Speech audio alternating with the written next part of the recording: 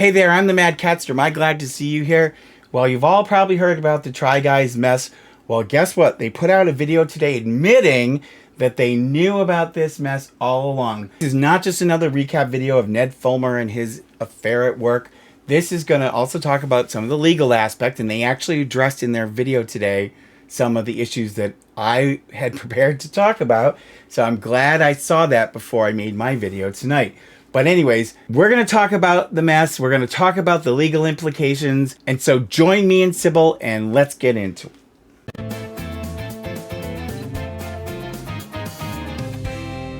So I'd like to just quickly say before we get started, Sybil and I say, please like and subscribe. Sybil's keeping a list. Get on her good list and subscribe, please.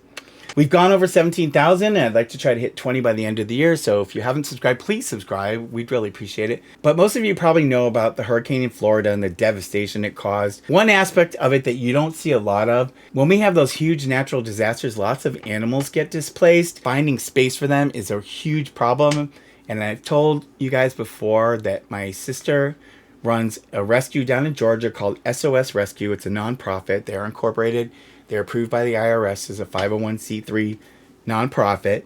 But one thing that happens because she's down in that area when they get those hurricanes and things down there, she gets a huge influx of animals, and luckily she can take a lot of them. One of the things that she has trouble getting is donations of food and formula for cats and kittens.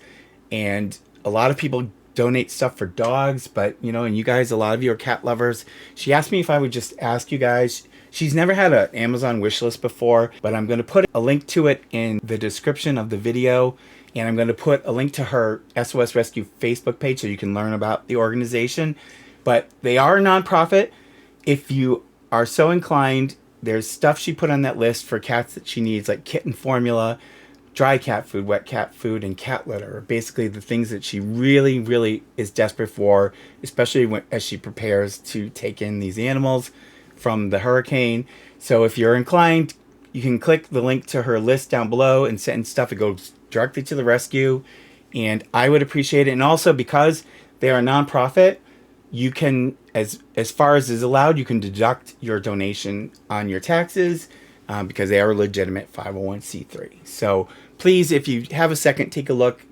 You know, no pressure, but if you're so inclined, thank you, thank you, thank you. So you've all heard about the Try Guys mess, and now they've put out a video today admitting that they've known about Ned Fulmer's cheating since September 5th. So for almost a full month before they said anything. Now the reason they said, and I'll play a clip here, they're saying that the reason why they didn't say anything was because they hired some HR professionals to review the whole situation and sort of get a grip on the impact that this was all going to have. Ned Fulmer is no longer working with the Try Guys. By now, we're assuming you've seen the Reddit threads and TikToks and tweets and news articles. We want to give you a timeline of what's transpired and some transparency into our decision making. On Labor Day weekend, multiple fans alerted us that they had seen Ned and an employee engaging in public romantic behavior. We reached out to check on that employee. Ned confirmed the reports and since confirmed that this had been going on for some time, which was obviously very shocking to us. And we just want you to know that we had no idea this was going on. All of that information was just as shocking to us as all of this has been for you this week.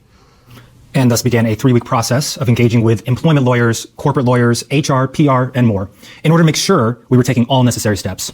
From the jump, we were acutely aware of just how contrary this was to the values of the company we've built and those of everyone who works here.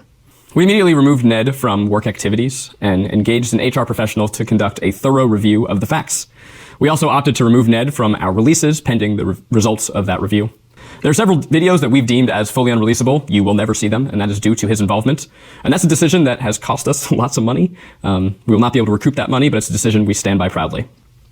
Now, we can't talk about the details of the review, but suffice to say, we found that Ned had engaged in conduct unbecoming of our team, and we knew that we could not move forward with him.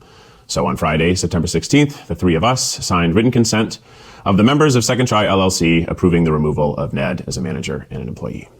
It's kind of weird because they talk about money a few times. So, I mean, obviously, yes, it cost them money, but it just seems weird they're sort of focusing on the money part of it. So clearly they know that they might have a problem on their hands. And it turns out they have been able to remove him not only from their videos and from their content going forward, but they've also been able to remove him from the company. So that's really, really a big deal. Now I'm going to show you here. You're going to see how this company is set up. So you heard them talk about member, and we talked about LLCs before. So I'm going to put this up here. This is what I pulled from the California Secretary of State's website.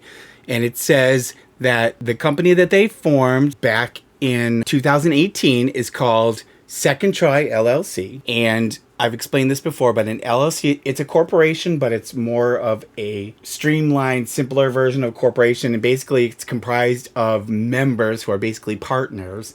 And then the profits go to the members. So instead of the corporation making money and paying salaries to people, the members like take their profits, and usually they declare the profits and the money they take from the company on their personal taxes. And so you can see here, so the 4 try guys are listed: Ed Fulmer, who's Ned, Keith Habersberger, Eugene Lee Yang, and Zachary Kornfeld are the 4 members, and those are the try guys. Now they also did something interesting, because I looked at their latest statement of information, and I've explained this before in terms of Catherine McBroom and her 1212 Gateway, but statement of information is basically your annual report, and it's a very streamlined where you've basically reconfirm all your information and update the state on if there are any changes in management structure, etc. So you can see here, this is the one they filed back in February, and it lists now the Second Try LLC. So now you can see, instead of the 4 guys just being individually named as members, where they basically personally get paid the money, they've each formed a media company. And you can see here, we've got Ned Fulmer formed Fulmer Media Inc. And then we've got Habersberger Media Inc., Kornfeld Media Inc., and Ely Media Inc. So now, whatever profits are due to the members is going to each of their respective media companies. You don't have to be an actual person to be a member. These companies can be members, and clearly that's what they've done. Basically what they've now said, because this was a question I was asking myself earlier, was, okay, they took him out of the content, but they can't fire him because he's 25% owner of the company. You can't fire the owner of the company. But clearly, and from what they said in the video, somewhere in those corporation documents that we don't have access to, they must have some kind of a clause where 3 of the members can decide to remove the 4th member. So in other words, the majority can remove somebody as a member. Now, that means he's no longer part owner of the company. The question's going to be, is they must have to make some kind of a financial arrangement with him. I'm sure he didn't just like walk away with nothing. So they must have some kind of either a severance agreement or some kind of an agreement for what happens when you're no longer a member. You know, he may still have like shares in the company or some kind of financial stake in the company, even though he's not listed on the corporate documents anymore. But anyway, so he's out. I'm sure the HR professional that they hired told them after the investigation, get this guy out of here. This is bad news. So, you know, that's completely understandable. Now, for the producer, Alex, that he was having the affair with, it's a different question. Now, they allegedly had like terminated her too, but that's kind of a sticky situation. She's not the supervisor, so she's not a victim. I'm not going to call her a victim. She's not a victim because it's consensual, and we all know that relationships can go south. So one of the reasons why you should never have a relationship with a coworker is because when it goes south, and it usually does, it's not a pretty thing, and it can have a negative impact on the company, not just the 2 people's lives. So that's why a lot of companies have policies against relationships between employees, no matter what their level is, and they call it, you know, no fraternization policy. And so I don't know if they had, it doesn't sound to me like they had any kind of a formal policy, and that's probably why they brought this HR consultant in to take a look at it. But this has just destroyed the relationship they had. The 4 of them were apparently friends, and so it's just really a sad thing to see that this is where it comes. And they, you know, founded this company together. They had a lot of great success. They started out with BuzzFeed and then became successful. And so they broke off and formed their own company. and they've had a lot of success. You know, they've gotten success, fame, money, and now Ned has thrown it all away for this stupid reason. It's really sad, and unless he's got some kind of a huge financial settlement from them or some kind of a stake in the money going forward, this is going to ruin him, you know?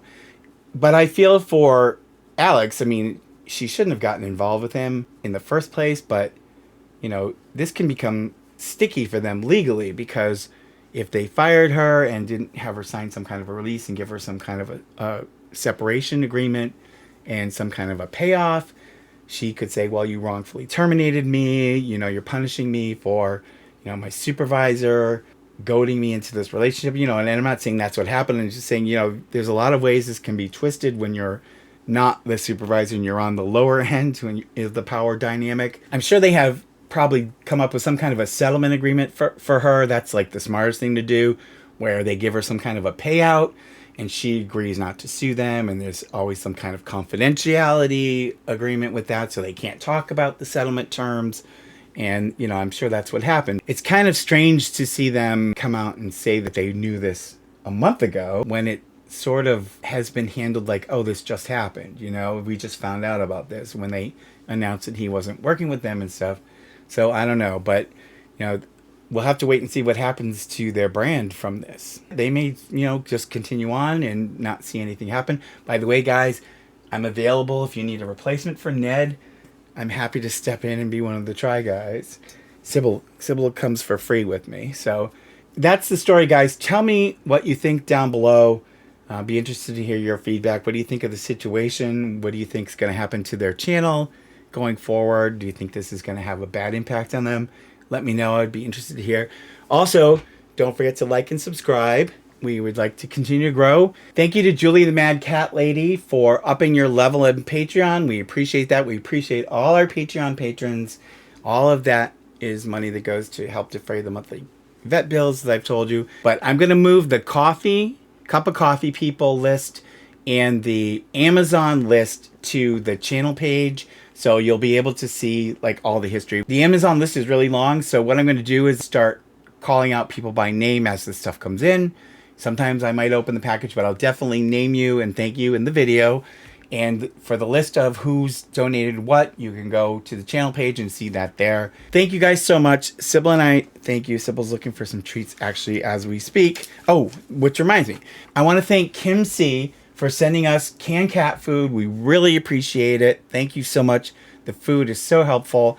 And I also want to say special thanks to Erica M for sending us 2 things of the Frisky Cat treats, which the cats absolutely love. We appreciate all of you. We love all of you. Sybil says thank you. And you guys, please take care of yourselves. And I will see you in the next one. Pretty please. Subscribe, like, and hit the bell. I get a treat for every new sub. Thank you.